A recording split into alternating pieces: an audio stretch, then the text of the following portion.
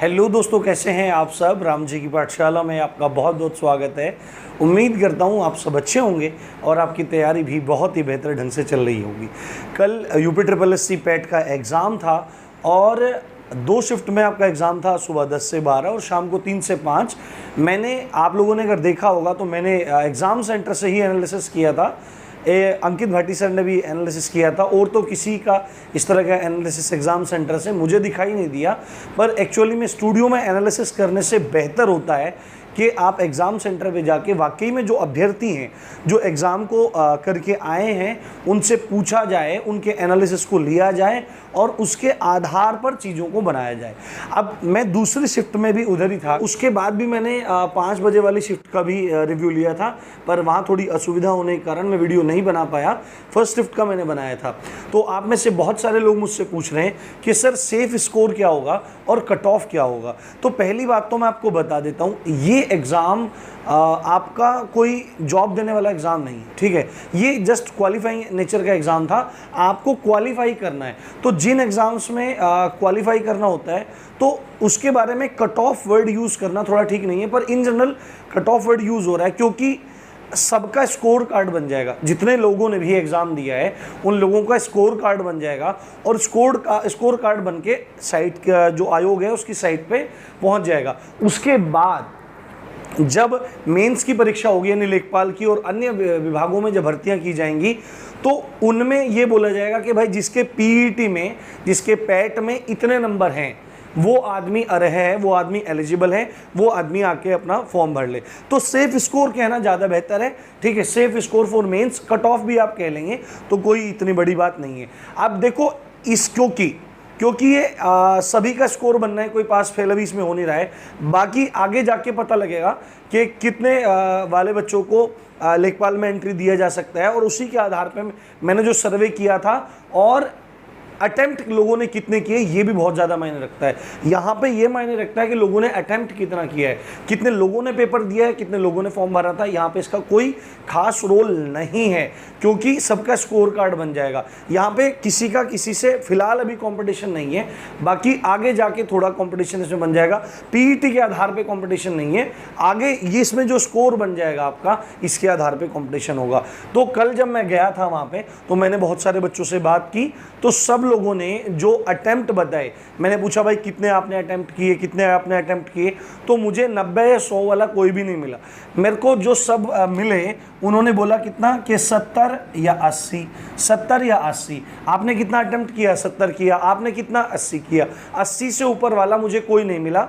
हो सकता है अलग सेंटर पे 80 वाले से ज़्यादा वाले भी हों, पर सामान्यतः जो गुड अटेम्प्ट है वो 70 से 80 के बीच में है। अगर आपने 70 से 80 के बीच में अटेम्प्ट किए हैं तो आप सेफ जोन में जा सकते हैं, बशर्ते आपने बहुत ज़्यादा नेगेटिव न किए हों। अब देखो, जो सेफ स्कोर है और ये कट ऑफ है जो आप कह सकते हैं, इसको मैं आपको बता रहा हूँ और आप इस बात को तय मानना कि सेफ स्कोर लगभग इतना ही जा सकता है। यहाँ पे जो मैं बोल रहा हूँ लगभग, वो इसलिए बोल रहा हूँ कि अब से पहले पीईटी कभी नहीं हुआ है, ये पहली बार है। तो बहुत सारा सर्वे, बहुत सारे बच्चों के कमेंट्स, उनके गुड अटेम्प्ट्स, ये सब चीज़ देखने के बाद जो एक अनुमान लगाया जाता है, एक्सपेक्टेड कट ऑफ क्या होती है, अनुमान लगाया जाता है। तो अगर आपके इतने मार्क्स बन रहे हैं नेगेटिव करने के बाद, तो आप एक सेफ साइड में हो सकते हैं, आपको बिल्कुल भी एक इम्पोर्टेंट बात बहुत उठ रही है कि पेपर लीक हो गया था। क्या हो गया था? पेपर लीक हो गया। तो भाई मैं आपको एक बात बताता हूँ, आप में से बहुत सारे भाइयों ने, दोस्तों ने मेरे को बोला कि जो आपका अपना मतलब सर कॉन्टैक्ट नंबर दीजिए, ईमेल आईडी दीजिए, मैं आपको पेपर सेंड करता हूँ, पेपर लीक हो गया है।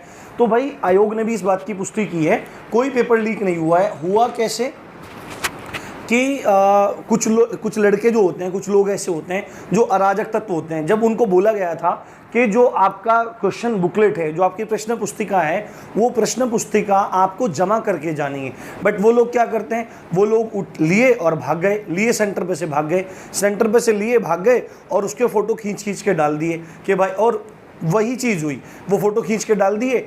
अब आयोग क्या करने वाला था, आयोग 24 घंटे के अंदर डालने वाला था उसको, कि 24 घंटे के अंदर आपका एग्ज़ाम के 24 घंटे के अंदर आपको आयोग की साइट पे क्या मिल जाएगा, आपको आयोग की साइट पे ये सारी बुकलेट मिल जाएंगी, सारी सीरीज़ मिल जाएंगी। बट पहले ही वो प्रोवाइड करा दी तो लोगों के मन में वहम हो गया, भ्रम हो गया कि पेपर लीक हो गया है। तो ऐसी चीज़ों पे ध्यान मत दो, ऐसी अफवाहों पे ध्यान मत दो।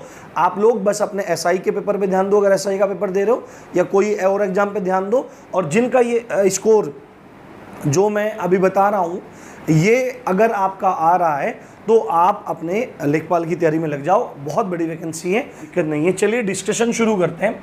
देखो, इधर मैंने मेल लिख दिया है, इधर मैंने फीमेल लिख दिया है, और इधर ये जनरल यानी अनरिजर्व्ड कैटेगरी है, इधर ईडब्ल्यूएस कैटेगरी है, ओबी है, ओबीसी है, और एससी है, एसटी है, और उसी हिसाब से आगे फीमेल लिखा हुआ है। ठीक है, तो जनरल कैटेगरी में यदि आपका नेगेटिव करने के बाद है, ठीक है, क्वेश्चन नहीं है, आपने पेपर में क्वेश्चन किए 70 से 80, क्योंकि पेपर का जो मोड था वो बहुत ज़्यादा ना इजी था ना बहुत ज़्यादा हार्ड था, बिल्कुल मॉडरेट लेवल था, बिल्कुल सामान्य स्तर का पेपर था। ठीक है, जितना होना चाहिए था उतना ही था, दोनों थी। ठीक है, नॉर्मलाइजेशन भी होगा पर इतना ज़्यादा कोई असर नहीं पड़ेगा, क्योंकि दोनों ही मॉडरेट शिफ्ट थी। तो 70 से 80 अगर आपने किए हैं तो आप सेफ जोन में हैं। अब देखो, नेगेटिव करने के बाद अगर जनरल वाले के, मेल की बात कर रहा हूं, पहले मैं फीमेल की बाद में बात करेंगे। जनरल में मेल में आपके 65 से 70 के बीच में नंबर बन रहे हैं तो आप एक सेफ साइड में हैं। ईडब्ल्यूएस, अब देखो ईडब्ल्यूएस पहले जब शुरू हुआ था तब बहुत कम लोगों के पास था, बट अब बहुत ज़्यादा लोगों के पास ईडब्ल्यूएस है। ऑलमोस्ट ये कह लीजिए कि जनरल के बहुत ज़्यादातर बच्चों ने ईडब्ल्यूएस ही बनवा लिया है। तो ईडब्ल्यूएस की कट ऑफ जो सेफ स्कोर है वो ज़्यादा डाउन ना होकर बस 2-3 नंबर का ही अंतर आपको देखने को मिलेगा।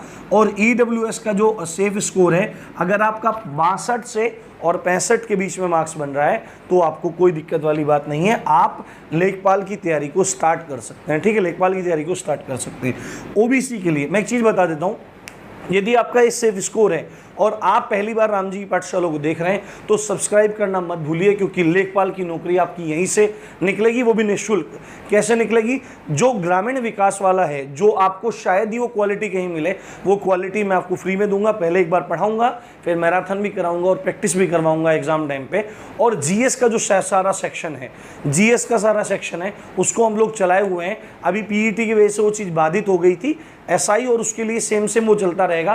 तो आपका जीएस वाला सेक्शन भी बहुत ज़बरदस्त जाएगा और आपको एक एग्ज़ाम और देना है और आपकी नौकरी पक्की हो जाएगी।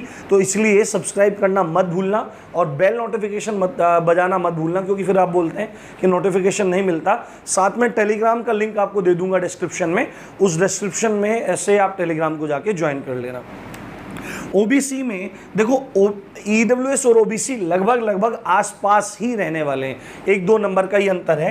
तो ओबीसी में यदि आपके 60 से 65 बन रहे हैं तो आप सेफ साइड पे हैं। एससी में अगर आपके 53 से लेकर 58 के आसपास बन रहे हैं तो आप सेफ साइड में हैं, आपको बिल्कुल भी दिक्कत मानने की ज़रूरत नहीं है। और एसटी में अगर 45 से 50 आपके बन रहे हैं तो आपको दिक्कत मानने की ज़रूरत नहीं है। आप लोग अगले परीक्षा की, मुख्य परीक्षा की तैयारी को तुरंत शुरू कर दीजिए, बिल्कुल भी देरी मत कीजिए। फीमेल में देखो, यदि अभी ऐसा कुछ निर्दिष्ट नहीं है, अभी ऐसा कुछ निर्दिष्ट नहीं था कि फीमेल के लिए अलग से कट ऑफ लगाएंगे, बट सामान्यतः ऐसा होता ही है, फीमेल्स के लिए अलग से कट ऑफ लगती ही है। यूपी पुलिस भर्ती बोर्ड में क्या होता है, महिलाओं के लिए कट ऑफ अलग से लगती है, पर वो एक सिंगल लगती है, कैटेगरी वाइज नहीं लगती है, कैटेगरी वाइज नहीं लगती है। पर आयोग अगर लगाने लगे, आयोग सामान्यतः लगाता ही है। तो अगर हम बात करें फीमेल कैटेगरी की तो लगभग सामान्यतः 4 से 5 अंकों का अंतर रहता है। लड़कियों की, लड़कों की कट ऑफ में 4 से 5 नंबर का अंतर रहता है, आप किसी भी परीक्षा में देख लीजिए। तो अगर जनरल, अब फीमेल की बात कर रहे हैं, जनरल में फीमेल में आपके 60 से 65 हैं तो you are on the safe side.